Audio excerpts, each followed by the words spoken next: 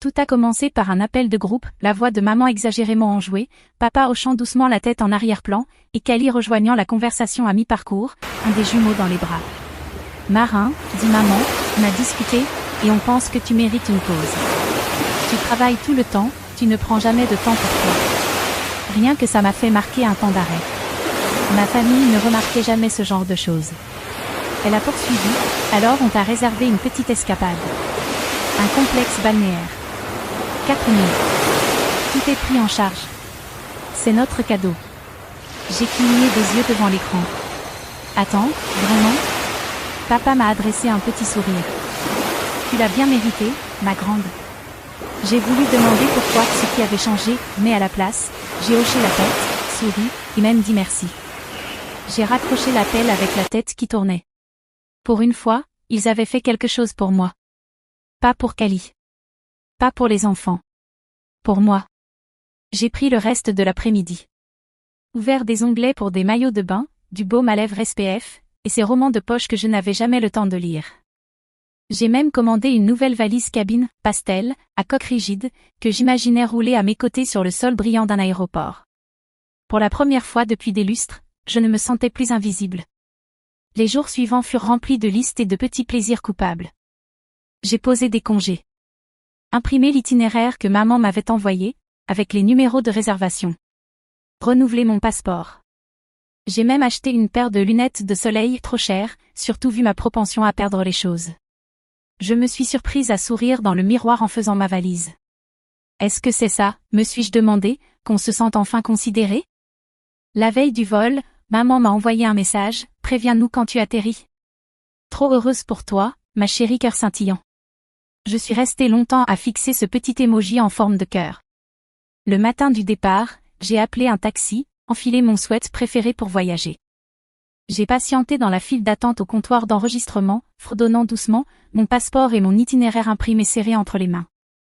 Je les ai tendus à l'agente avec une certaine fierté que je n'avais pas ressentie depuis ma remise de diplôme. Elle a scanné les documents. Son sourire s'est estompé. Je suis désolée, dit-elle doucement. Cette réservation n'est pas à votre nom. J'ai froncé les sourcils. Quoi? Ce n'est pas possible.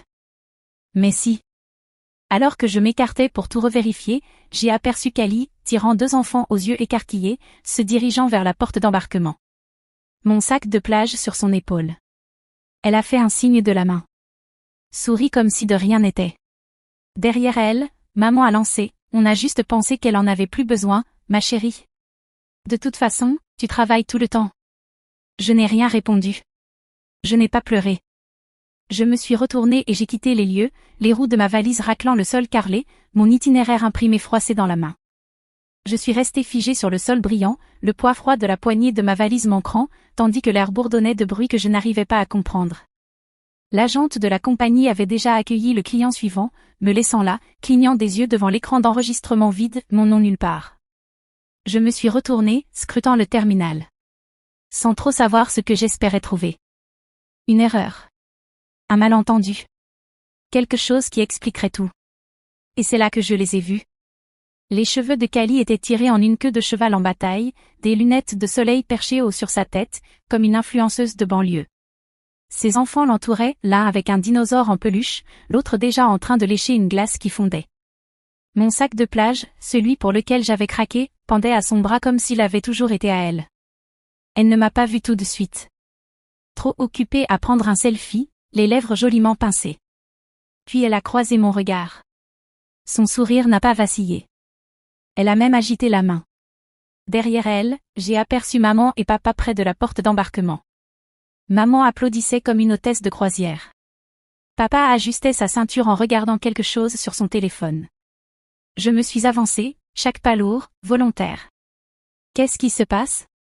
Kali s'est tournée, toujours souriante. Oh, salut. Je pensais que tu serais là plus tôt. La porte va bientôt fermer. J'ai regardé ma mère. Tu m'avais dit que ce voyage était pour moi. Elle a hésité une demi-seconde, puis a pris ce ton horrible, doux mais désapprobateur. Oh, Marin, ne sois pas fâché, d'accord? On s'est juste dit que Kali avait vraiment besoin d'une pause. Tu travailles tout le temps, et les enfants n'ont jamais vu la mer. C'était plus logique comme ça. plus logique. Comme si j'étais une ligne sur un tableau Excel, facile à déplacer. Kali a ajouté, tu sais, je te le rendrais si je pouvais, mais les enfants sont tellement excités. Peut-être la prochaine fois? Je n'ai pas répondu. Je ne me faisais pas confiance pour parler. Une sonnerie a retenti au-dessus de nos têtes, dernier appel à l'embarquement. Kali a levé son téléphone, pris une nouvelle photo, et j'ai aperçu sa légende juste avant qu'elle publie. Plage en vue. Merci la famille de cœur. J'ai reculé, ouvert mon propre téléphone, suis allé sur le groupe familial, j'ai pris une grande inspiration, puis j'ai discrètement appuyé sur « Quitter la conversation ». Et juste comme ça, j'étais parti. Pas de cris. Pas de scène. Juste le silence. J'ai quitté le terminal, l'air froid me tranchant dès que les portes automatiques se sont ouvertes.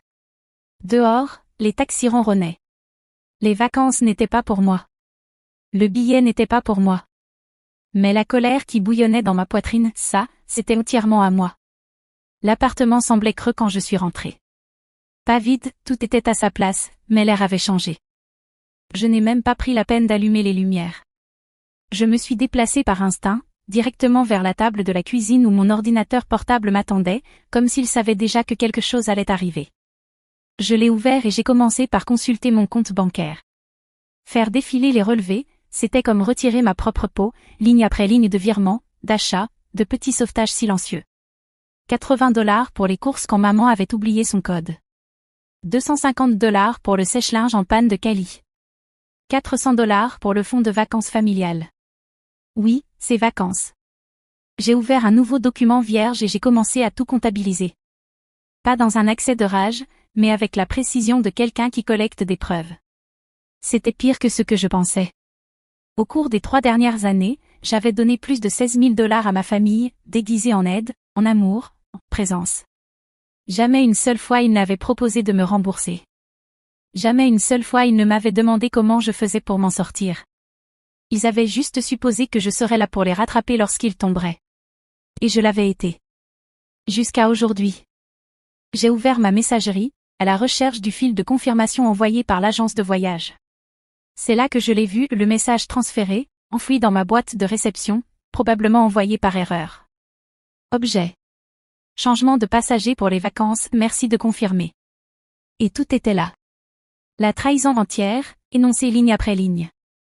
Nous avons décidé de mettre Kali et les enfants à la place de Marin. Elle ne dira rien honnêtement, elle travaille tout le temps. Ce sera moins compliqué comme ça. Dites-lui que c'est un cadeau. Elle le croira. Je suis restée figée devant ces mots jusqu'à ce qu'ils deviennent flous, non pas à cause des larmes. Celle-là s'était déjà tarie à l'aéroport. Mais parce que mon corps ne parvenait pas à comprendre à quel point ils m'avaient effacée avec désinvolture. À quel point ils étaient certains de mon silence. Ils ne m'avaient pas juste pris une place dans un avion. Ils m'avaient rayé, avec le sourire. J'ai fermé le courriel. Puis j'ai ouvert un nouvel onglet. J'ai créé un tout nouveau compte bancaire, séparé de tous les comptes communs auxquels je m'étais naïvement attachée. J'ai transféré chaque dollar du fonds d'urgence familial, celui qu'ils avaient depuis longtemps oublié que j'avais mis en place. J'ai déplacé toutes mes économies. Chaque centime. Puis je me suis connectée à mon portail professionnel et j'ai modifié les informations de dépôt direct. J'ai retiré mes parents de la liste des contacts d'urgence. J'ai fait une demande pour passer en mode télétravail permanent, évoquant un déménagement pour raisons personnelles. Ensuite, je suis allée sur le site de la Poste et j'ai rempli un avis de changement d'adresse. Je n'avais même pas encore de nouvelle adresse. Mais j'en trouverai une. Je devais juste commencer à bouger vers l'extérieur. Vers ailleurs. J'ai regardé autour de mon appartement. Petit. Calme. Faiblement éclairé. Et pour la première fois, il ne m'a plus semblé être une prison. Ce n'était pas une crise. C'était une migration. Aucun message ne serait envoyé. Aucune confrontation dramatique n'aurait lieu. Il n'y avait plus rien à expliquer à des gens qui avaient déjà décidé que je ne comptais pas. Ils m'avaient remplacé pour des vacances. Alors je les remplaçais dans ma vie. Pas avec cruauté. Pas avec amertume. Mais avec de la distance. Avec de l'absence.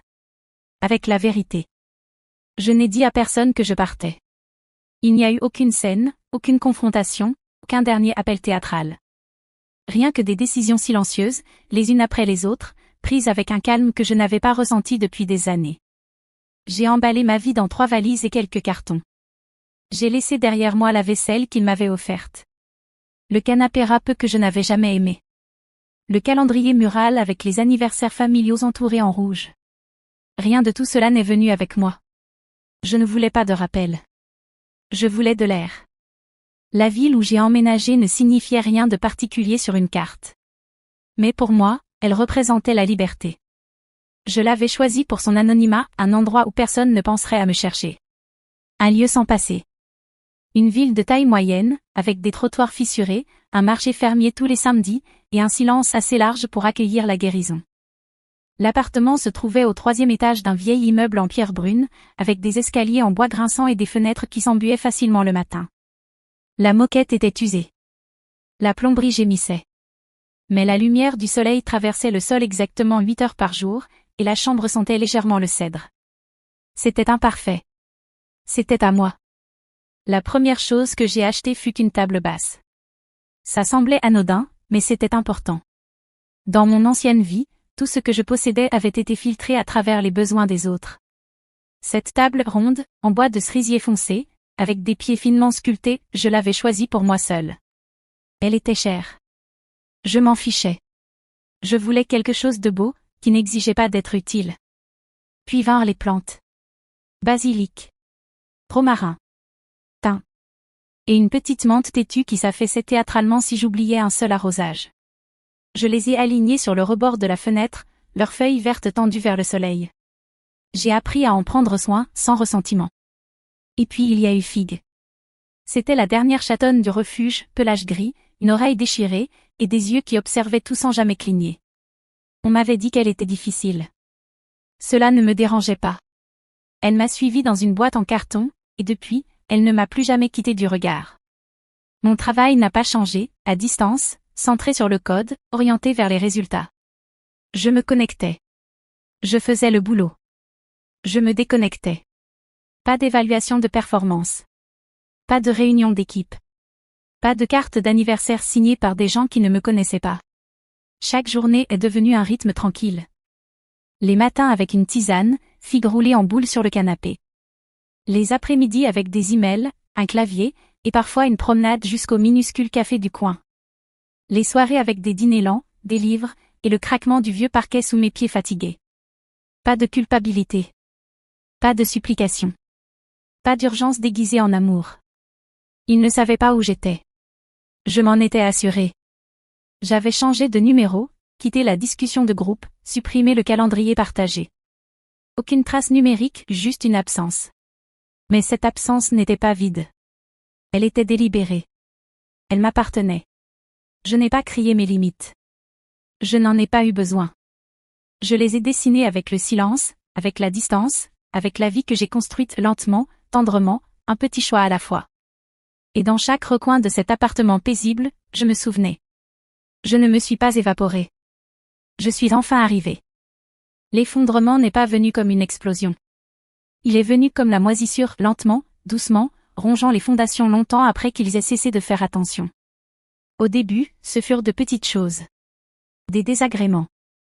Puis ce fut inévitable. Kali a été la première à remarquer. C'était la fin août. L'école reprenait, et elle avait une liste, argent pour la cantine, uniforme, basket neuve, frais d'activité. Chaque année, elle l'envoyait à maman avec un message à moitié moqueur. Je transfère ça à la boîte mail de Marin, et l'argent apparaissait. Pas de questions. Pas de merci. Mais cette année, rien. Elle a attendu 3 jours. Toujours rien. Elle a envoyé un message à Marin, sur un ton décontracté. Et ma belle, tu pourrais nous filer un coup de main pour les fournitures des jumeaux? Juste jusqu'à ce que le salaire tombe. Le message est resté non lu. Puis marqué comme délivré, mais jamais ouvert. 2 jours plus tard, son statut est passé à bloqué. La réaction de Kali ne fut pas l'inquiétude. Mais la stupéfaction. Presque de l'indignation. Elle m'ignore sérieusement? Comme si le silence de Marin était plus insultant que toutes ces années où elle avait discrètement financé la vie de sa sœur. Kali a publié sur Instagram, écran noir, texte blanc. C'est toujours celle qui prêche les limites qui oublie qui les a soutenues quand elles tombaient. Subtile, mais pas vraiment. Diane a vu la story. Elle a aussi vu le budget course se resserrer, les rendez-vous au salon disparaître, les brunchs qu'elle ne pouvait plus payer. Tous ces petits plaisirs offerts par Marin, une gratitude silencieuse pour avoir élevé 2 filles. Maintenant, ces plaisirs avaient disparu. Tout comme les virements mensuels pour ses prescriptions, les cartes cadeaux pour son prof de pilates, le coussin de confort qui lui permettait de se sentir généreuse sans vraiment l'être. Ses amis ont remarqué aussi. « Comment va Marin ?» demandait-elle à l'église, au club de lecture, dans la file de la poste. « Je ne l'ai pas vue depuis un moment. »« Elle a déménagé ?»« Elle est juste occupée », mentait Diane. Puis elle rentrait chez elle et fixait son téléphone comme s'il l'avait trahi. Martin, fidèle à lui-même, ne disait rien. Mais ses habitudes changèrent. Il ne parlait plus de son bateau. Annula le week-end de pêche. Quand le toit commença à fuir au-dessus du porche arrière, il le répara lui-même maladroitement, en silence, parce que le réparateur qu'ils utilisaient ne se payait qu'à l'avance. C'était toujours Marin qui s'en chargeait. Et maintenant, il n'y avait plus de Marin pour gérer quoi que ce soit. Un soir, Diane osa lui demander doucement. « Tu crois qu'elle va revenir ?» Martin fit une pause, regarda sa tasse. « Non, répondit-il. Ils ont essayé, bien sûr. » Cali envoya d'autres textos, puis des emails, puis des messages vocaux pleins de fausses inquiétudes. Martin tenta une fois un message court. « Je voulais juste savoir si tu allais bien. » Pas de réponse. Diane alla plus loin. Elle acheta du papier à lettres roses, celui que Marin aimait adolescente, et écrivit une lettre dans son écriture soignée. « Tu nous manques. Les choses sont plus dures sans toi. Reviens, s'il te plaît. » Elle avait inclus une vieille photo, Marin à 10 ans, tenant la main de Cali sur la plage, toutes deux rouges de soleil et souriantes. Elle l'avait envoyée par la poste. Elle était arrivée. Marin avait reconnu l'écriture, s'était assise un moment avec l'enveloppe, puis l'avait glissée silencieusement dans un tiroir sans l'ouvrir. Elle n'avait pas besoin de la lire. Elle connaissait déjà la fin de l'histoire. Cet hiver-là, Diane posta une photo de Noël, trop de chaises, pas assez de sourires. La légende disait: la famille, c'est pour toujours. À moins qu'ils oublient qui les a soutenus en premier. Elle récolta 5 mentions j'aime. Un cœur de Cali. Un commentaire d'un cousin: j'espère que tout le monde va bien. Toujours pas de Marin. Et sous tout ce silence, ils comprirent enfin ce qui s'était passé. Ils n'avaient pas simplement perdu une fille. Ils avaient perdu la femme qui colmatait leurs fissures, portait leur poids, et ne disait rien. Et maintenant qu'elle était partie, la maison n'était pas brisée, elle s'effondrait. Tout avait commencé comme un murmure. Une question discrète qui effleura Marin alors qu'elle remuait son thé un matin, fit ronronnant doucement à ses pieds. Que se passe-t-il quand on cesse de donner? Pas par rancune. Pas par colère. Juste, on arrête. Elle ouvrit son ordinateur portable, créa un blog. Pas de nom. Pas de photo. Pas de biographie. Juste un titre. Que se passe-t-il quand on cesse de donner? Elle ne comptait écrire qu'un seul billet. Mais les mots se déversèrent nets et précis. Elle parla de l'aéroport, du moment où elle avait vu son sac de plage au bras de sa sœur. Des années passées à sauver tout le monde sans merci, sans reconnaissance. Elle écrivit ce que cela faisait de disparaître, non pas par rébellion, mais par nécessité. Ce n'était pas dramatique. Pas vengeur. C'était la vérité. Elle appuya sur « Publier », referma l'écran et retourna arroser ses plantes. Le lendemain matin, le billet comptait plus de 2000 vues. À la fin de la semaine, il était devenu viral. Sa boîte mail s'emplissait de messages d'inconnus qui lui ressemblaient. Certains avaient coupé les ponts avec des familles toxiques. D'autres étaient encore prisonniers, encore trop effrayés pour parler. Mais tous les messages disaient la même chose, sous différentes formes. Je pensais être seule. Tu as dit tout ce que je n'arrivais pas à dire.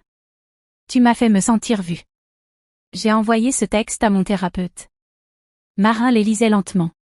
Elle ne cherchait pas la validation. Elle cherchait la connexion.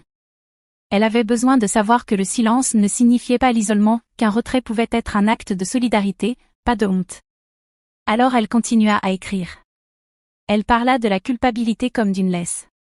Du mythe du pilier familial. De l'idée que les limites ne sont pas des murs, mais des sorties. Des sorties nettes. Silencieuses. Elle intitula ses billets simplement. Le prix à payer pour être fiable. Comment j'ai payé leur tranquillité. Non est une phrase complète. Ces mots devinrent un rituel. Une sorte d'exorcisme privé. Chaque phrase détachait un peu plus ce qu'elle avait porté. Un après-midi, elle réserva un voyage sur la côte. Rien de luxueux, juste quelques nuits au bord de la mer. Elle emporta un carnet, son appareil photo, et rien qui la reliait à qui que ce soit. Elle n'en parla pas. N'envoya pas de nouvelles. Elle n'avait pas besoin que le monde voie sa paix pour qu'elle soit réelle. La ville était petite et tranquille. Exactement son genre. Air salé. Une seule librairie d'occasion. Un café qui avait le goût de la patience. Le 3e jour, elle passa devant une boutique de plage. Dans la vitrine, un t-shirt flottait doucement dans le vent, coton blanc, lettrage simple. Cette fois, c'est juste moi. Elle resta là un long moment. Puis elle sourit, se détourna, et continua sa marche. De retour dans sa location, elle ouvrit son ordinateur, écrivit une nouvelle entrée. Elle la titra. Je ne suis plus en colère, mais je ne reviendrai pas. Elle appuya sur « Publier », alluma une bougie sur le rebord de la fenêtre et observa l'océan respirer. Aucun appel. Aucune culpabilité.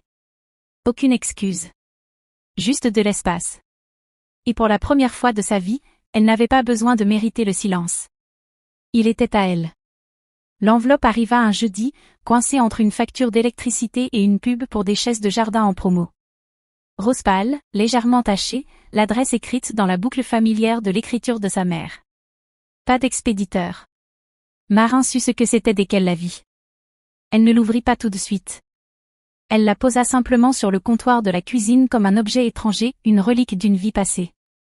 Elle la laissa là pendant qu'elle poursuivait sa soirée. Elle plia des serviettes. Arrosa ses herbes. Nourrit Fig.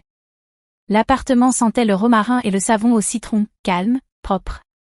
Elle avait construit cette paix à partir de rien. Et cette lettre? Elle n'y appartenait pas. Plus tard, quand le ciel devint indigo et que le vent caressa les vitres avec juste ce qu'il fallait de douceur, elle s'assit avec un couteau et l'ouvrit. Ses mains étaient stables. Pas de peur. Juste de la curiosité. Le mot à l'intérieur était court, quelques lignes à peine. Tu nous manques. C'est vraiment difficile sans toi. S'il te plaît, rentre à la maison. Avec amour, maman. Aucune excuse. Aucun aveu. Juste une demande enveloppée de douceur, comme toujours. Une exigence tendre déguisée en affection. Elle fixa les mots. Puis replia la lettre, chaque pli net et délibéré. La remit dans l'enveloppe et la glissa dans le tiroir sous les torchons. Certains messages ne méritent pas de réponse. Certaines blessures n'ont pas besoin d'être rouvertes. Elle prépara le dîner, lentilles épicées, pain croustillant, un verre de merlot d'un vignoble local.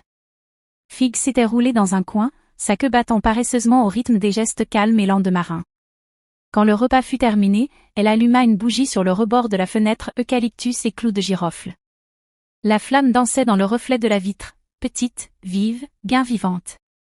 Marin s'assit à sa table en bois de cerisier. Celle qu'elle avait choisie, payée, et montée seule. Elle regarda autour d'elle les étagères qu'elle avait construites. Les murs qu'elle avait peints. Les tableaux qu'elle avait encadrés parce qu'ils la faisaient sourire.